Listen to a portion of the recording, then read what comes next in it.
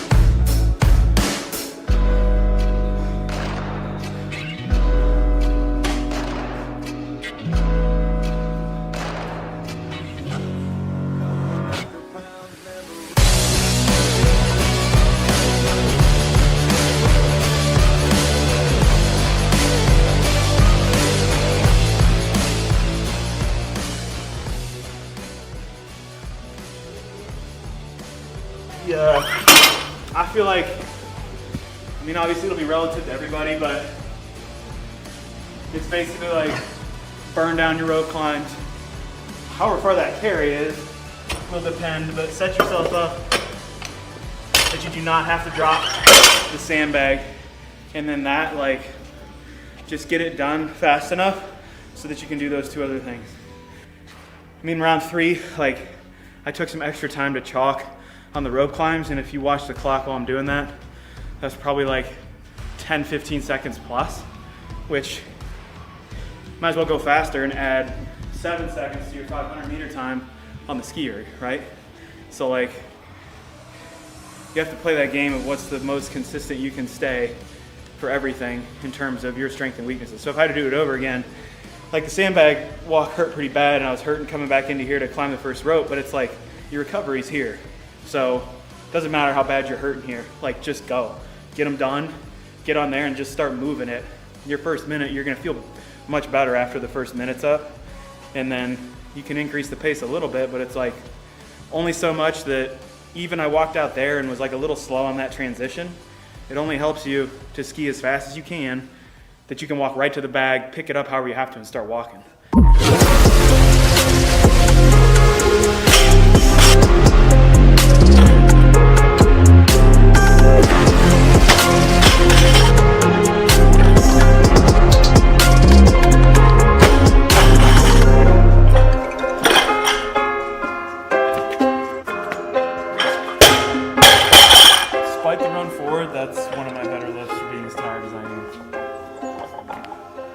waited, kept pulling, didn't stop pulling. Didn't try to dive under the bar too early. Whew, that felt like 1,000,000 pounds. So training has actually been going really well. I opted for less volume, potentially a little less fitness for feeling good, feeling healthy, and not having anything in the back of my mind to be worried about. So back in the qualifier, I had some problems with actually this knee or tendon on this leg, probably from compensation on from hurting this leg in 2018, and I didn't want to have to deal with that leading into the game. So I took the necessary precautions, didn't do certain movements, and trained certain ways to make sure that that wasn't the case. So at the sacrifice of some fitness, yeah, but I think overall my performance will be better with the body feeling better heading into the main event. So what did that really look like? I've definitely over the past 2 to 3 months put less of a priority, honestly, on strength and more on conditioning. That's probably where I've been weakest in terms of what could come out in Madison. So like online qualifiers and everything we've been doing in the gym and even the individual athletes, the tests of those things are always going to be way different than the tests when you actually get to the main event. So knowing that I qualified for the main event, more of my focus has been put on my aerobic capacity, my anaerobic capacity, and all of the different subsets of movements in terms of running, rowing, biking, and those different things. So in order to do that, in order to put more emphasis there, I had to scale back a little bit on my strength training and lift at slightly higher percentages, but a lot lower volume, okay? So I spent more time doing Metcons, more time running, more time conditioning, and that's kind of what I've focused on leading up to this week.